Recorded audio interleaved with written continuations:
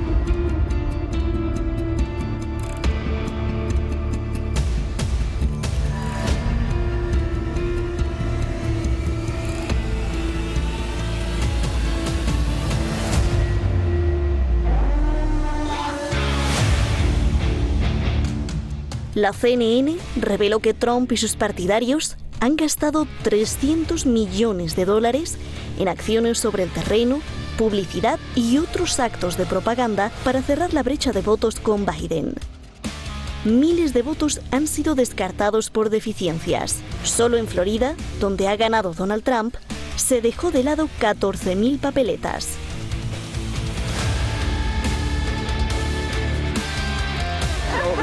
So based on Trump's notion, I'm going to declare victory right now. You know what I mean? They voted, so it's over. This is a fraud on the American public. This is an embarrassment to our country. We were getting ready to win this election. Frankly, we did win this election. We're going to have to be patient until the hard work of tallying the votes is finished. And it ain't over till every vote is counted, every ballot is counted.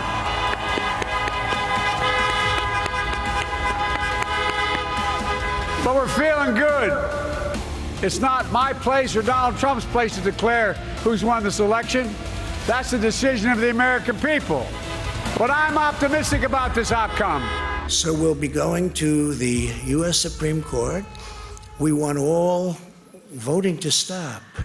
We don't want them to find any ballots at 4 o'clock in the morning and add them to the list, okay?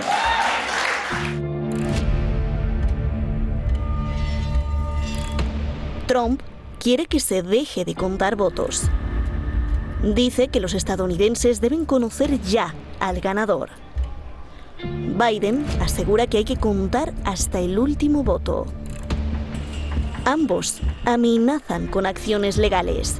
Pero es legal y lógico que el conteo sea tardado, más cuando estas elecciones se caracterizaron por la masiva participación a distancia a través del correo e emails debido a la pandemia. La probabilidad de que haya disputas legales es muy elevada, si se tienen en cuenta pequeños detalles como el espaldarazo del servicio postal a una orden judicial para rastrear votos rezagados o perdidos en las instalaciones postales. Porque lo que está en juego es todo o nada.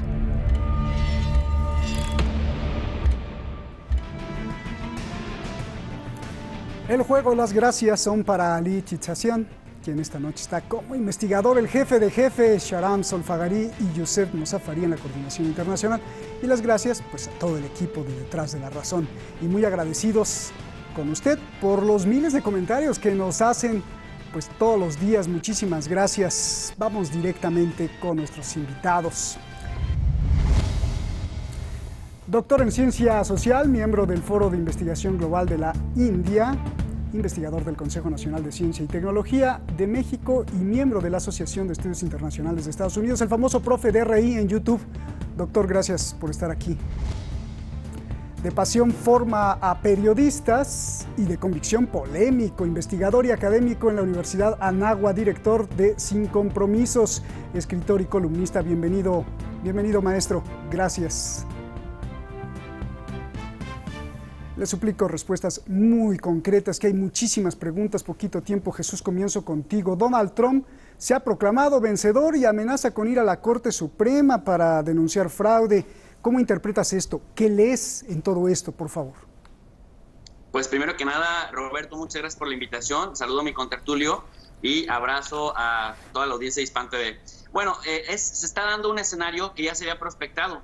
Nancy Pelosi, la líder demócrata en la Cámara de Representantes, y Bernie Sanders, el contendiente en las primarias de Joe Biden para tener la candidatura presidencial por el Partido Demócrata, habían advertido una y otra vez que el hecho de que Donald Trump estuviera verbalizando una problematización para el día después de la elección tenía que ver con el miedo de Trump de perder justamente la posibilidad de reelegirse. Entonces él decía, recordamos que en Estados Unidos hay 3 maneras de votar. Una es el voto anticipado en urna, la otra es el voto a través del correo postal y la tercera es la forma tradicional en la que la gente, el día que se le marcan las autoridades electorales, se va al pie de la urna y emite el voto.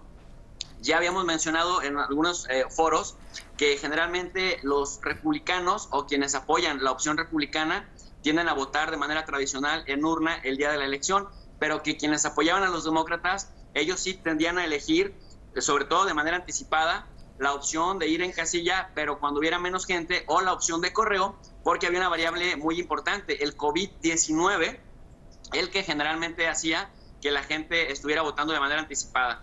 Debido a esta variable, el COVID-19, hubo hasta 101 millones de personas, Roberto, de 161 millones que votaron en total, que además vale decir 67% del padrón electoral, la participación más alta en los últimos 100 años, votaron por correo. Entonces, lo que se pronosticaba es que el día de la elección, en ese recuento inicial, el Partido Republicano estaría por encima en muchos estados.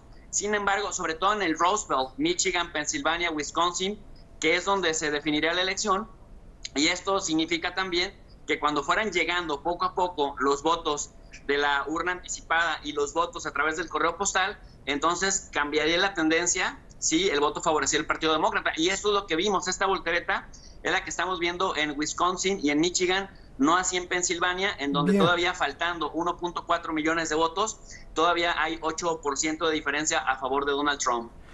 Para cerrar esta pregunta, te insisto, ¿y qué lees en donde un presidente como candidato presidencial también de reelección amenaza con ir a la Corte para desconocer la elección? ¿Cuáles son las consecuencias de esto y por qué vemos tanto odio en las calles?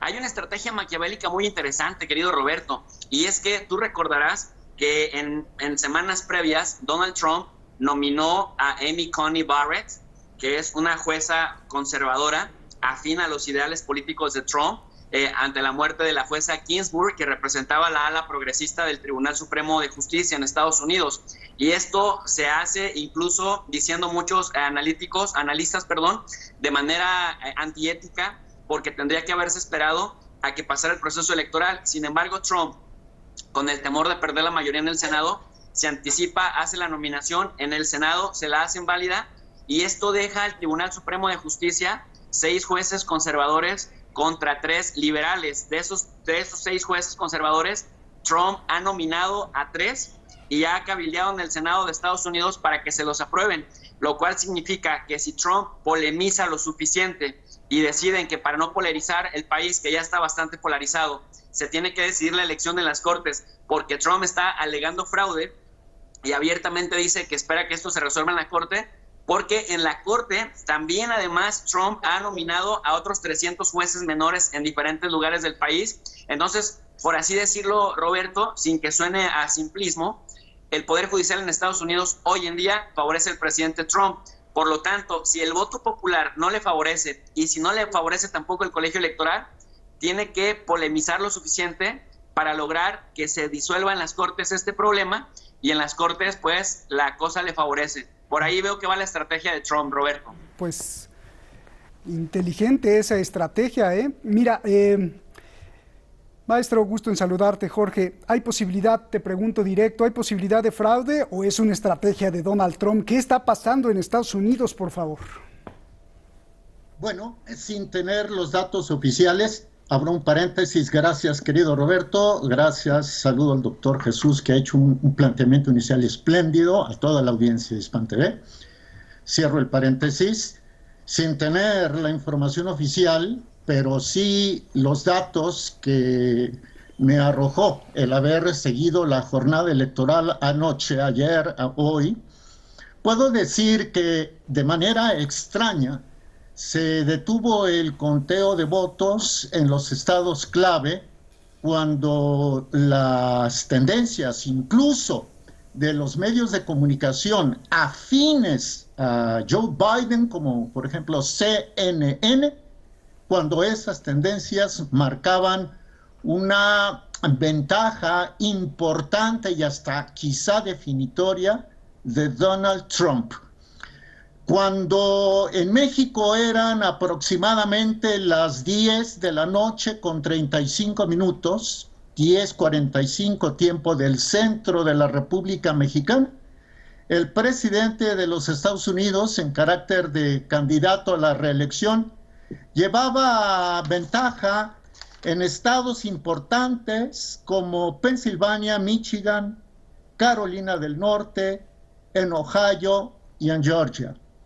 Y de pronto, de buenas a primeras, se suspendió el conteo.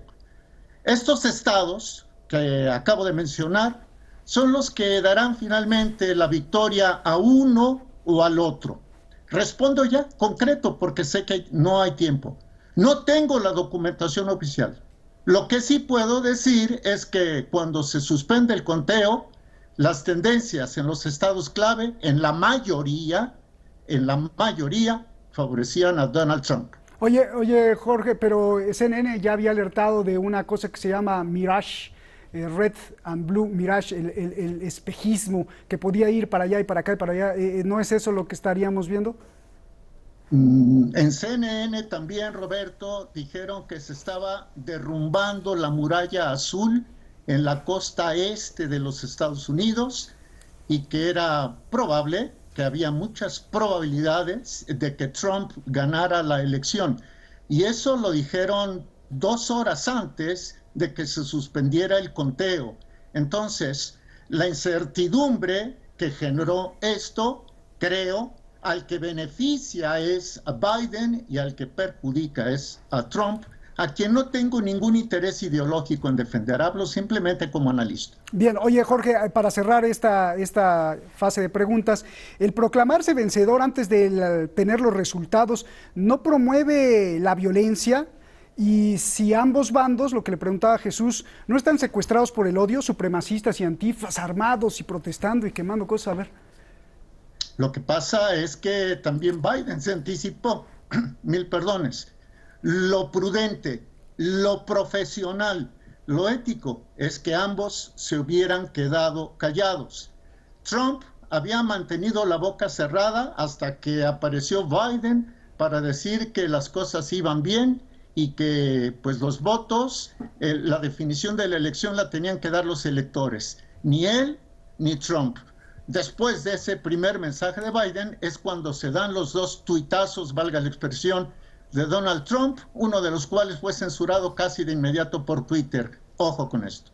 Sí, Twitter ha estado censurando y Facebook a Trump, alertando que puede tener contenido engañoso. A ver, Jesús, ¿qué lección dejan las elecciones de Estados Unidos para Estados Unidos y para el mundo entero?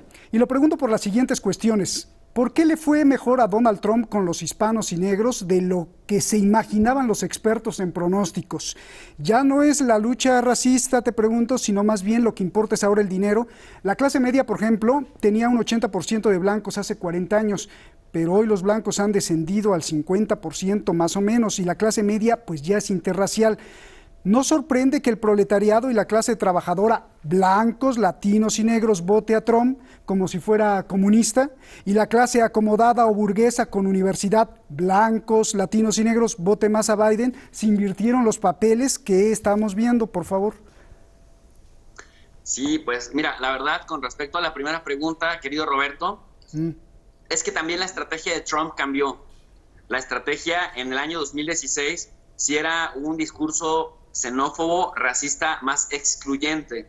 Ahora, ¿qué fue lo que hizo para conquistar más el tema de los latinos, que ya de por sí lo da por descontado? De hecho, las casas encuestadoras más prestigiosas, como los sitios concentradores de encuestas 538, por ejemplo, o Real Clear News, decían que los latinos le iban a favorecer en intención de voto hasta en 24%, y lo que vimos es que en promedio le favorecieron entre un 30 y un 35%, que este sería terreno que pierden los demócratas en el mundo hispano. Fíjate, ¿no? Pero otra cosa que hay que tomar en cuenta también, Roberto, es que estas casas encuestadoras han estado tratando de ver el voto hispano como una cosa uniforme, unicéfala, y no toman en cuenta que, por ejemplo, los blancos, ricos, derechistas de la Florida, que son generalmente colombianos, venezolanos y principalmente cubanos, siempre tienden a favorecer en gran medida al Partido Republicano. Sin embargo, también se dio un fenómeno entre los votantes de origen mexicano en Texas, en donde salieron también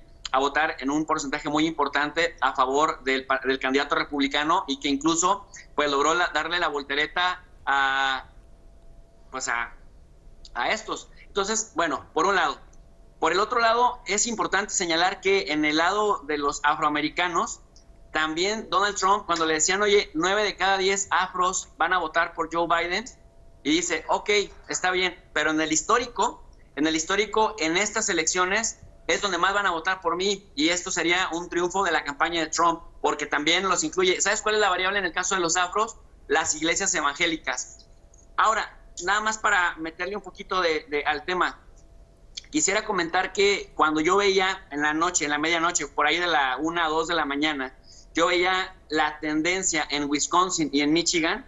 A mí sí me parece interesante, sobre todo el caso de Michigan, que había unos 8% de diferencia, Roberto, en donde por más que falten votos, los votos también suman para los dos lados, ¿no? Respetando una tendencia, y sin embargo se ve cómo se va aproximando, y hoy amanecimos con la tendencia invertida, ¿no? Con Joe Biden a la cabeza, y esto pues sí abona, digamos, a la teoría conspiranoica de Donald Trump del fraude. En el caso de Pensilvania se esperaba un resultado más cerrado.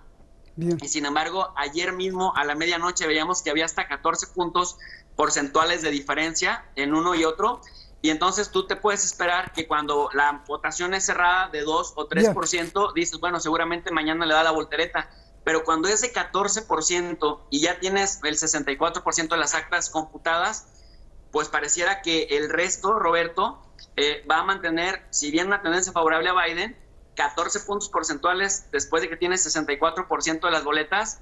Sí es pues bastante sospechoso al respecto. Es decir, no quiero decir que esté pasando un fraude, no quiero abonar esa teoría, pero quiero decir que sí hay carnita para que el candidato Trump a reelegirse, el actual presidente, pero Jesús, con credibilidad, me van a hacer un fraude. Nos habían dicho que en Estados Unidos nunca había fraude, que todo es perfecto, ¿no? ¿Cómo estás? Pues tú recordarás, Roberto, que ya hay este antecedente en la Florida, cuando Jeb Bush era el hermano de uno de los candidatos, el presidente Bush, que justamente en la Florida se decidió. Y es que también hay que decirle a la gente que nos escucha que en Estados Unidos no hay un Instituto Nacional Electoral, es un sistema electoral arcaico, Roberto, en donde cada uno de los estados organiza las elecciones, uno de los estados decide qué presupuesto le va a meter a los que se van a cuidar las elecciones, y que al final el colegio, digamos, el gobierno de cada estado decide, el colegio de cada estado decide quién es el ganador. Déjame ir con Jorge. Obviamente estaba siendo irónico al decir que en todos Estados Unidos es perfecto. Bueno, porque ellos lo pintan así, pero en realidad ya estamos viendo que las cosas son muy diferentes. ¿Qué lección dejan las elecciones de Estados Unidos para Estados Unidos y para el mundo, querido Jorge? Lo pregunto por las siguientes cuestiones. Parece ser que gane, quien siempre saldrá ganando es Wall Street, el complejo militar industrial, las corporaciones y los lobbies. las corporaciones, pues porque sus productos están presentes en todo el mundo. Entonces, ¿dónde está la democracia? ¿Dónde está el real ganador? Y aquí viene una cuestión fuerte. En este tenor de ideas revisamos el impacto mundial, cómo será la política exterior contra Rusia, contra Irán, Venezuela. Irán ya ha contestado que da lo mismo quien gane, que lo importante es el comportamiento imperialista de Estados Unidos. Dime, por favor, Jorge. Sí, claro. Considero, y aquí sí asumo las consecuencias de eso, de que mis palabras pueden sonar a teoría de la conspiración. Lo acepto plenamente. Tú preguntabas hace un rato que quiénes se benefician de esto, que si hay un vínculo entre demócratas y republicanos. A juicio de un servidor, sí hay dos corrientes importantes, pero respondo, punto número uno, ¿qué significa para Estados Unidos el declive como superpotencia? Si ya no pueden, como nación soberana, dirimir este tipo de cuestiones, menos van a tener capacidad de dirimir otras afuera. Ahora, sí, efectivamente hay dos tipos de beneficiarios. El primero de ellos es el del lobismo, el de los grupos de presión.